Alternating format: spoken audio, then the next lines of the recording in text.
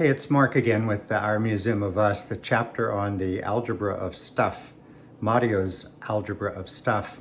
Part of it was I was just trying to be cute. I don't know that it worked, but I noticed that if you think about people's reactions to stuff, they're either kind of linear, they're either reactive or proactive. And so, of course, the suggestion would be don't be reactive.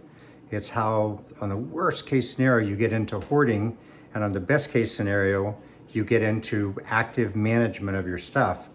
I'm talk just a little bit about decluttering and minimalizing in other chapters, but I just want to talk a little bit about it here. There's a wonderful, wonderful book that I think she gets credit for starting a lot of the decluttering movement.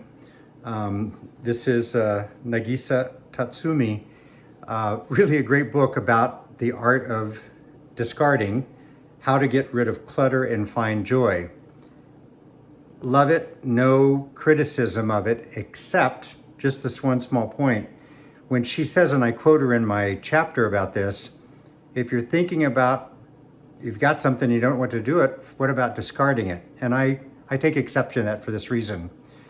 A lot of the decluttering and minimalizing is a process of getting rid of analog things.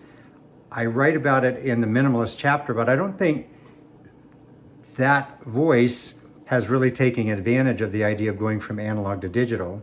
Just like I talked about in music, if I've got boxes and boxes of records and I can find a way to digitize those, then I don't have boxes and boxes. I can donate them, recycle them, etc. So to me, decluttering is all about the analog world and not considering your choices in terms of moving things from analog to digital, period. And more on that later. The second thing I want to mention is that just discarding something to me misses the point. It didn't come into my life for no reason.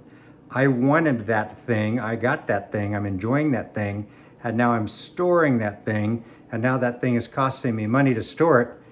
Okay, I need to think about that. So I'm going to pick up this thing, in this case it's a book, but I'm going to pick up the thing, I'm going to say, what's its value to me?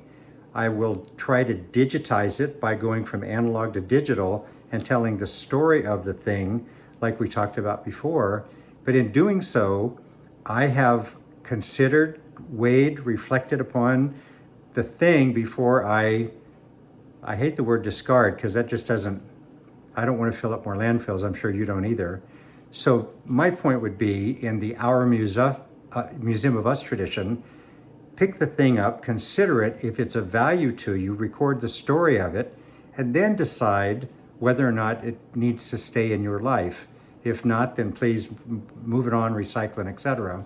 Two, when you look at the other good books that are out on the market, AARP has a couple of nice ones about downsizing, what to save and what to let go.